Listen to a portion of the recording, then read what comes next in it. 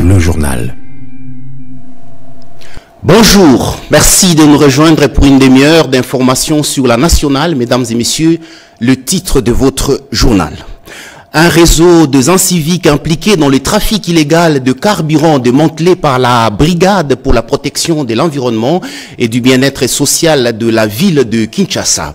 Le système de santé dans les provinces du Nord et Sud Kivu s'est complètement détérioré. Les financements ont séché. La Croix-Rouge internationale tire la sonnette d'alarme. C'est tout pour le titre. L'espace Zénith sur la place échangeur transformé en véritable lieu de négoce de carburant, trafic illégal dans le réseau démantelé par la Brigade pour la protection de l'environnement et du bien-être social de la ville de Kinshasa et d'Ichala. Il est des gens qui se moquent éperdument des risques d'incendie malgré les dégâts qui en découlent, alors que la ville de Kinshasa est pleine d'exemples pour les en dissuader. L'enclos de la société Zénith sur la place échangeur à la 17e rue est passé de la construction aux hydrocarbures. Des camions-citernes y déversent du carburant que des commerçants remplissent dans des milliers de fûts au mépris de toutes normes, ni de sécurité, ni environnementales. La brigade de la protection de l'environnement et du bien-être social de la ville de Kinshasa, BSPE-BSK, a effectué une descente surprise pour démanteler ce réseau de trafic illicite de carburant. Selon le commandant spécial de cette brigade, Mimi Bikela, l'espace est sous-loué pour ces activités illégales qui contribuent significativement à la pollution de l'environnement et exposent la ville à des incendies de grande ampleur. Une situation qui a attiré l'attention de la vice-ministre des hydrocarbures, Wivine Moleka, qui a fait le déplacement sur place. Mais en fait, il s'agissait d'abord de constater que un groupe d'individus avait pris place sur une emprise publique avec des produits pétroliers. Donc du coup, ils se transforment en Kadhafi. Ils étaient déjà dans l'illégalité pour les produits pétroliers ici et deuxièmement sur une emprise publique. Afin de décourager ces pratiques dans la ville de Kinshasa, le gouverneur Daniel Bumba-Lubaki, qui a frais dans la mémoire les incendies de Debonhomme et Kassavubu, a instruit la poursuite de ce genre d'opérations sur toute l'étendue de la ville capitale. Le Fonds des Nations Unies pour la consolidation de la paix vient de déclarer éligible la République démocratique du Congo pour bénéficier de financement afin de réaliser les projets prioritaires pour la stabilisation dans l'Est de la République démocratique du Congo, Peggy Mukunda. Le programme de désarmement, de mobilisation, relèvement communautaire et stabilisation PDDRCS est désormais éligible pour bénéficier pendant 5 ans les fonds pour la consolidation de la paix, structure des Nations Unies. Cette nouvelle a été annoncée lors de l'audience que le coordonnateur national du PDDRCS, Jean-Didier Désiré Tangatita, a accordé à la coordinatrice du PBF à son bureau de travail. Et on a bien échangé pour comprendre comment aussi les interventions du PBF sont en alignement avec les 5 piliers du PDDRCS. Les projets prioritaires du PDDRCS devront répondre aux besoins de la communauté, le cadre de développement et de la consolidation de la paix. Dans le contexte, on a eu l'opportunité aujourd'hui de rencontrer Madame la coordonnatrice de PBF, que je remercie pour la disponibilité, avec notre chef de division unique au ministère du Plan et l'ensemble de son équipe, qui nous ont expliqué les contours autour de ces fonds et de quelle manière on peut tirer grand profit de ces fonds pour l'intérêt de la République démocratique du Congo. Le PBF est la centralité de projets éligibles au financement des contributions des États membres du Conseil de sécurité des Nations Unies. À l'initiative du ministère de l'Intérieur, les acteurs territoriaux de la province de la Chopo s'approprient depuis lundi, dans le cadre d'un atelier de formation et de partage d'échanges, les contenus des textes légaux relatifs à la gouvernance sécuritaire des proximités. Fifi Mukundi, René Lélé, reportage. Pour cette deuxième journée, le participant s'approprie le texte légaux régissant la gouvernance sécuritaire à la base. L'objectif est de renforcer l'ancrage des dispositions sécuritaires à la base. Une initiative qui s'inscrit dans le cadre des réformes prévues par les arrêtés numéro 044 et 046 définissant les modalités d'application du décret numéro 022/44 relatifs à la création et organisation des comités provinciaux de sécurité.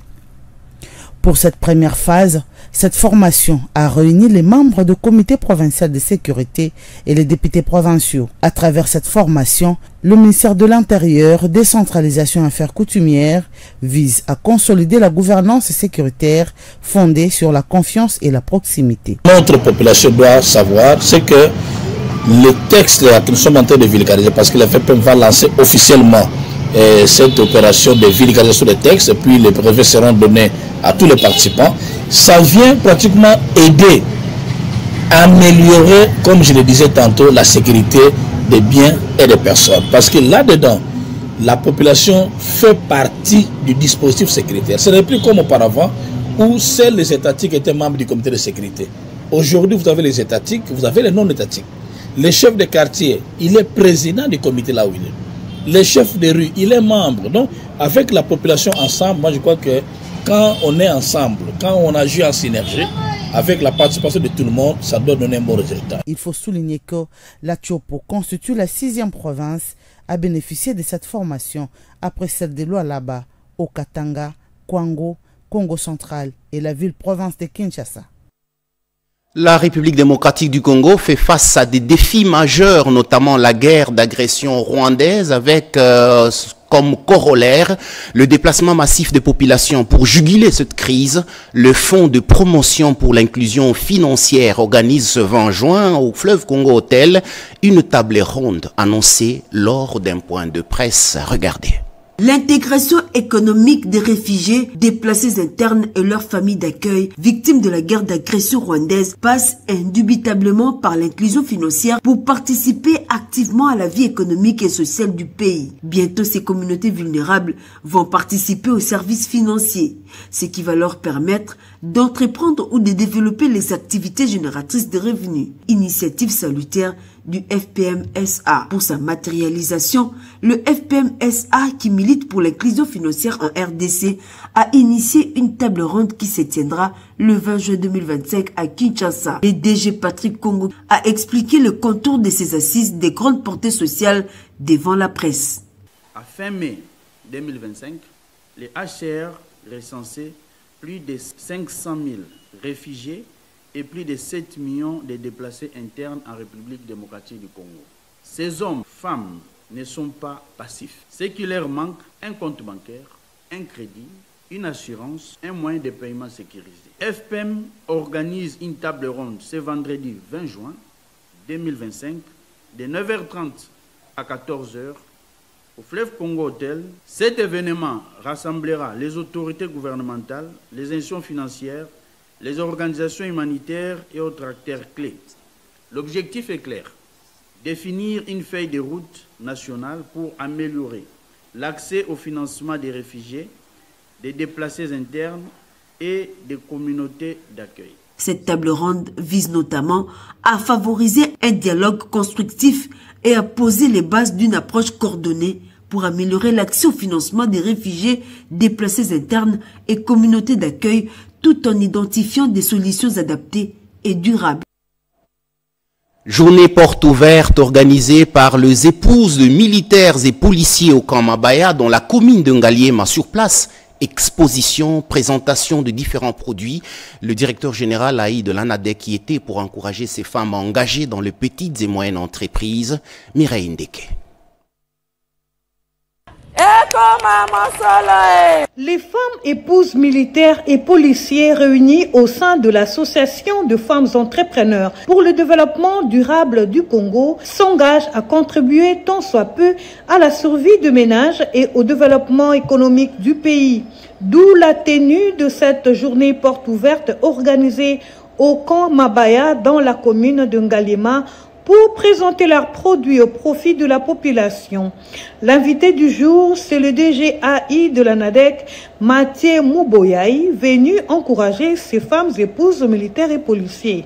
Visite saluée par l'AFEDEC qui a saisi l'occasion de solliciter un accompagnement du gouvernement congolais. Le grand problème qui nous dérange est le financement. Le produit que vous allez voir a été fabriqué par le faible moyen de la FEDEC, mais nous avons la force d'en produire en grande quantité?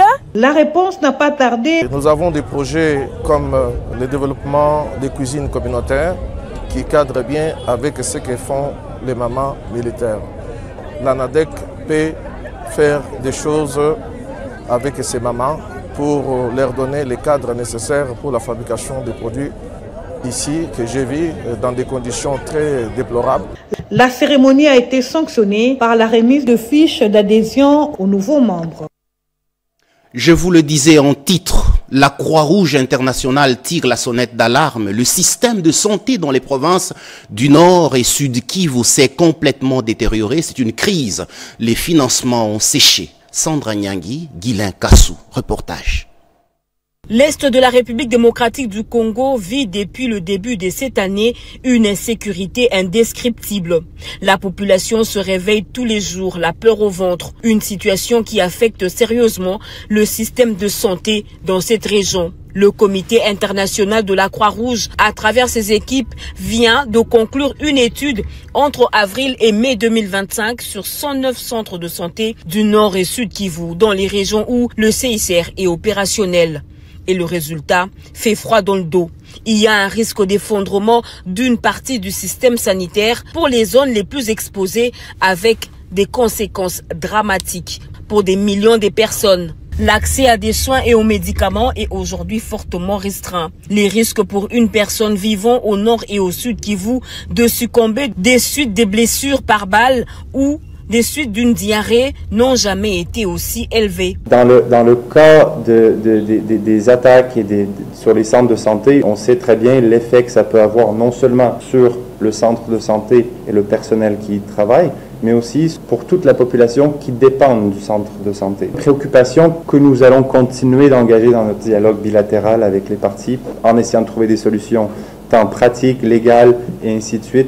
Au Nord Kivu, il a été observé une multiplication par 7 par rapport à 2024 du nombre de consultations en santé mentale et soutien psychosocial pour les victimes des violences par les armes et les violences sexuelles. Plus de 4600 cas notifiés au premier trimestre 2025. Selon le droit international humanitaire, les parties à un conflit armé sont tenues à respecter et à protéger les hôpitaux et autres installations médicales pour faciliter l'accès aux soins de santé, ce qui n'est pas le cas dans l'est de notre pays.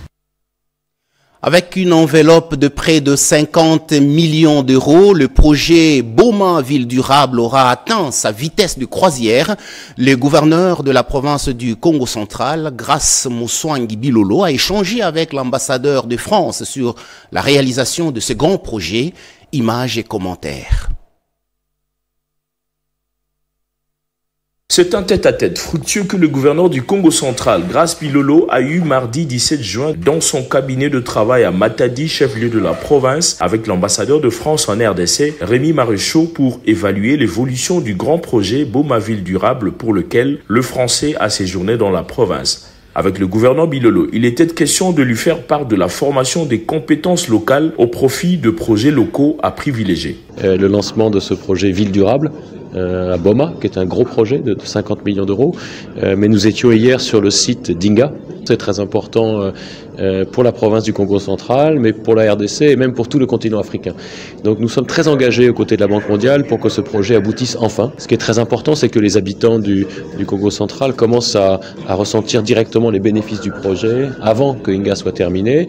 Et ce qui est très important pour nous aussi, c'est d'anticiper et de former en amont toutes les compétences qui seront requises pour la conduite de ces travaux, pour que ce soit des Congolais qui mettent en œuvre un projet congolais. Tout le travail qu'on fait de désenclavement rural, parce que le potentiel agricole de la province est évident. Nous avons discuté également de formation, éducation primaire, vu que dans la province du Congo central, la France, à travers l'Agence française de développement, construit presque 800 salles de classe, plus un institut de formation des maîtres. Des échanges empreints de la volonté de développer la province par les entités territoriales. Le gouverneur de province s'en réjouit et salue l'action. Je tiens d'abord à remercier M. l'ambassadeur pour l'intérêt qu'il accorde à notre province. Aussi remercier l'agence française AFD pour le projet Boma Ville Durable. C'est quelque chose de très positif parce qu'on est plusieurs provinces, mais cet intérêt accordé à la province du Congo central, ça nous va droit au cœur. C'est un projet qui va relancer la ville de Boma. Et aussi, c'est la formation qui m'intéresse le plus parce que le projet ne s'arrête pas à construire, mais c'est aussi pour former le jeune. Parce que comme vous le savez, la province du Congo central est appelée à beaucoup de grandes choses. Il y a le port à nom profonde qui arrive, il y a le projet Grand Inga qui arrive. Et si nous avons cette expertise de jeunes déjà formés, je pense qu'on est déjà prêt pour tous ces grands projets. Boma Ville Durable, beaucoup d'autres projets d'axes de développement stratégiques sont donc pris en compte.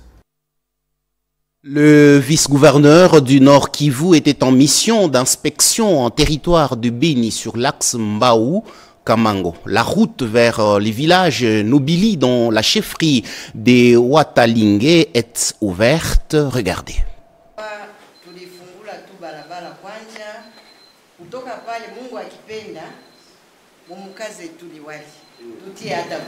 Au total, 80 km de route en terre bâtie qui ouvrent la voie à la frontière de Nobili entre la RDC et l'Ouganda, visité par les membres du comité provincial de sécurité du Nord Kivu.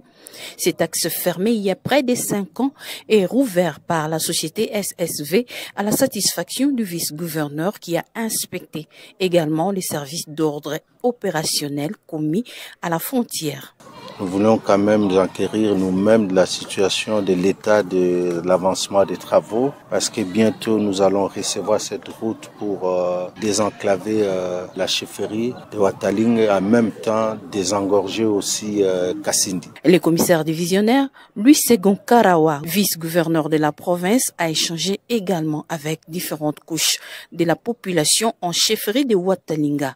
La valorisation du franc congolais, la lutte contre la fraude douanière et les tracasseries, l'électrification de la chefferie de Watalinga ont été les grandes demandes de la population.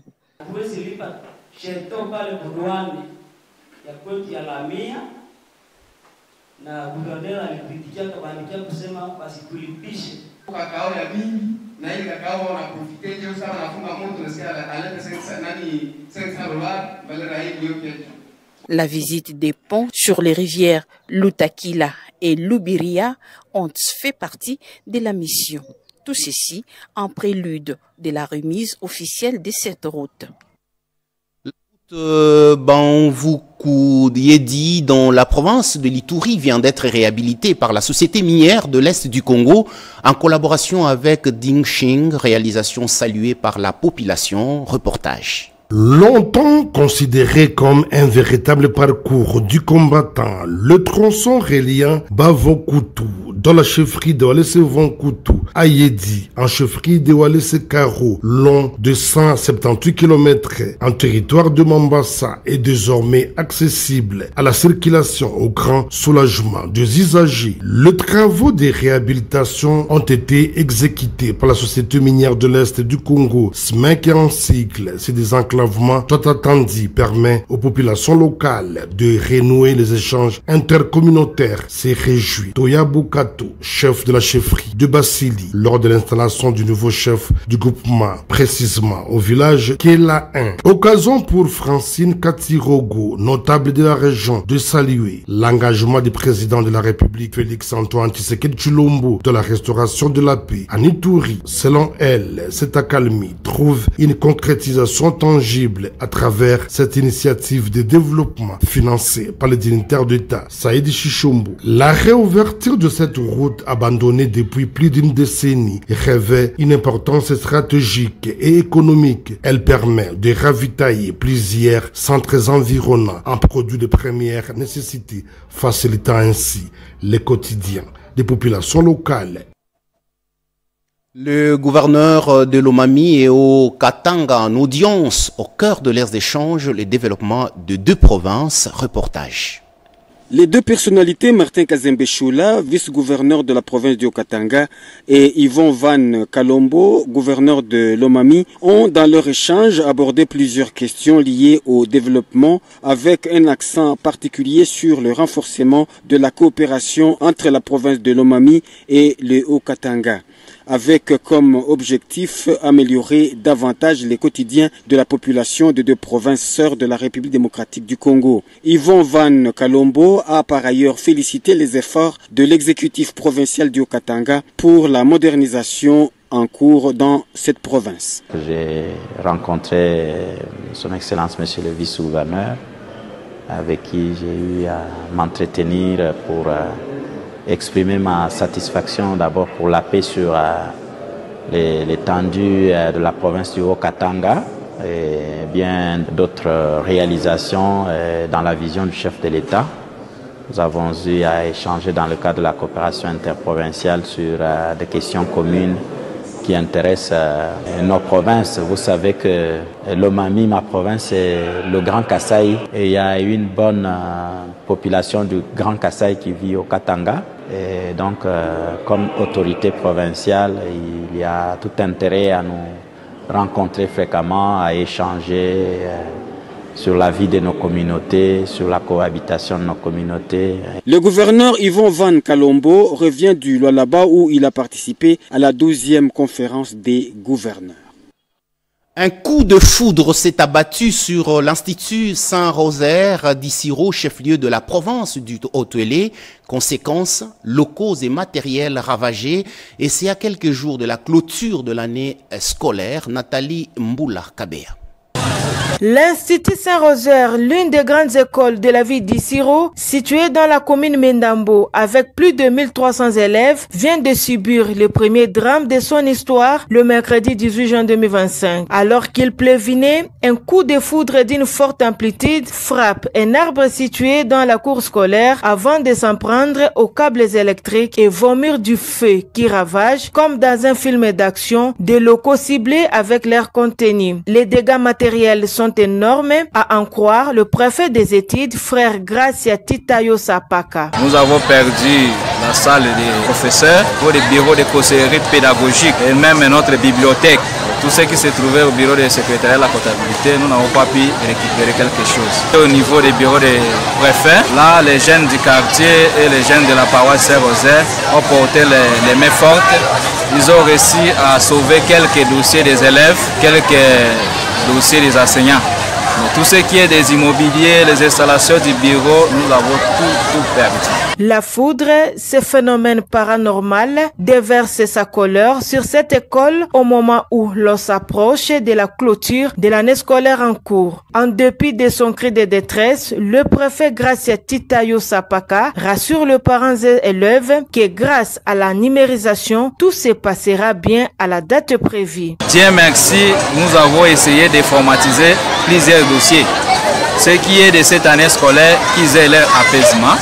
Nous allons évoluer normalement et nous allons proclamer normalement. Chaque enfant aura son bulletin. Proclamer les 2 juillet comme le calendrier nous recommande. Signalons que l'Institut Saint-Rosaire est une école gérée par le frère de l'instruction chrétienne depuis plus de 26 ans. Ces communiqués officiels en provenance de la RVA, Régie de voies aériennes, voulais-je dire. Il est ainsi libellé.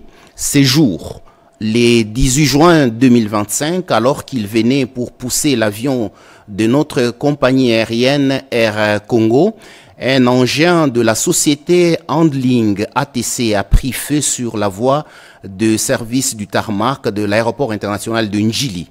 Alertés, le sapeur-pompier de l'aéroport sont venus pour combattre le flamme qui s'échappait de l'engin. Opération du reste réussie telle qu'attestée par l'intégrité conservée de l'engin. À cet effet, contrairement aux diverses vidéos diffusées, relayées dans les réseaux sociaux, faisant état de l'incapacité d'injection d'eau par le tourelle du camion anti-incendie, la RVA SA porte à la connaissance de l'opinion internationale qu'internationale que la nature de l'incendie, du reste cernable, imposait la mise en œuvre de procédures professionnelles en la matière consistant en l'usage de lanceurs d'eau latéraux et la visée du foyer de l'incendie. Ceci se justifie par le fait que la cible en flamme était à la portée de sapeurs-pompiers et que le lancement d'eau par la tourelle est approprié pour de cibles difficiles d'approche de grande envergure et avec une base d'effet difficilement localisable.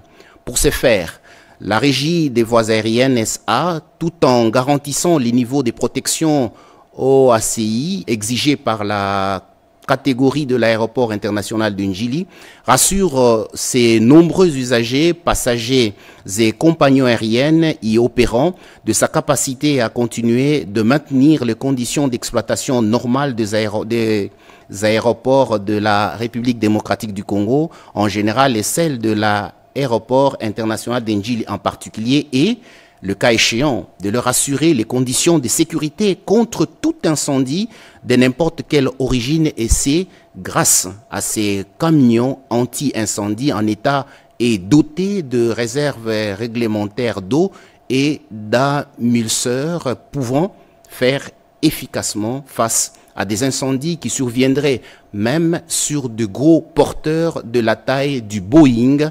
747. Fait à Kinshasa le 18 juin 2025, c'est communiqué et signé Ngoma Mbaki Léonard. Le PAM, Programme alimentaire mondial, et la FAO, Organisation des Nations Unies pour l'alimentation et l'agriculture, ont conjointement organisé un atelier auquel prennent part le chef des divisions provinciales de l'administration et responsable des ONG dans la province du Sud-Ubangi. Regardez. À Gemena, dans le Subangui, la salle de réunion de l'hôtel Épervier a servi de cadre à 2 ateliers successifs organisés conjointement par PAM FAO, avec un financement norvégien. Rehaussé de la présence de la ministre provinciale du genre, famille et enfants, Madame Marie-Thérèse Tontois, avec la participation de quelques chefs de division de l'administration publique, dont ceux des affaires sociales et du genre, et certains responsables des ONG, le premier atelier a porté sur la consultation communautaire et analyse des conflits et risques de sensibilité aux conflits pour le programme conjoint PAM-FAO de renforcement de la résilience et des moyens de sensibilité dans les territoires de Libenge et de Gemena. C'est M. Blanchard Asengo Mabia du PAM Guadeloupe qui en était le facilitateur. Après le brillant exposé suivi des questions et réponses pour une bonne compréhension, les participants se sont répartis en groupes de travail pour ressortir quelques résolutions et formuler des recommandations. Au deuxième atelier, axé sur la sensibilisation et formation au profit des points focaux environnementaux et sociaux du Sud-Ubangi dans le but de sauver des vies et de changer les vies dans la zone d'intervention du programme PAM-FAO, Maître Théophile Bokuma Eloo, expert en sauvegarde environnementale et sociale, a à cette occasion rappelé aux participants les coordonnateur de quelques ONG et ASBEL et les points focaux de l'agriculture venus des territoires de Gemena et de Libenge, les 9 normes pour la sauvegarde environnementale et sociale. Au terme de ces 2 ateliers, Maître Théophile Bokuma Eloo s'est confié à la presse en ces termes. L'objectif primaire de cet atelier est de créer un noyau des experts en screening environnemental et social. Comme vous le savez, avant de procéder à une étude d'impact environnemental et social, on commence d'abord par le screening environnemental et social. Mais on a autant de screening environnemental et social à réaliser. Il a été pour nous utile de procéder par la formation et le renforcement des capacités des agents étatiques que vous avez vus dans la salle. Terminons ce journal par cette revue de presse. La guerre d'agression imposée à la République démocratique du Congo par le Rwanda, les mesures prises pour la sortie de crise sont autant de sujets sélectionnés par Jean-Pierre Ndolo Demazou. Regardez.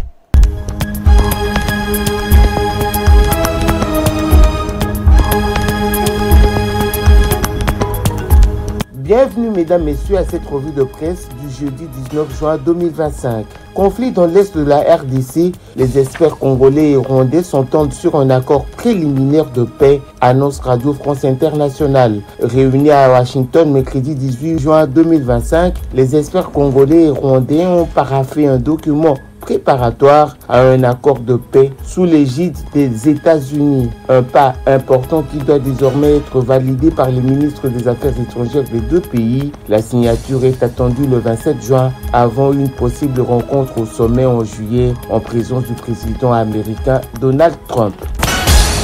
Déportation forcée vers le Rwanda, Human Rights Watch accuse l'AFC M23 et Kigali de crimes de guerre en RDC, constate Info27.cd. Human Rights Watch dénonce dans un rapport publié mercredi 18 juin 2025 la déportation d'au moins 1500 civils congolais vers le Rwanda par les terroristes de l'AFC 123 soutenus par Kigali. L'ONG qualifie ces actes de violation grave du droit international humanitaire, notamment des conventions de Genève de 1949, impliquant également le démantèlement de camps des déplacés et l'appui logistique du Rwanda.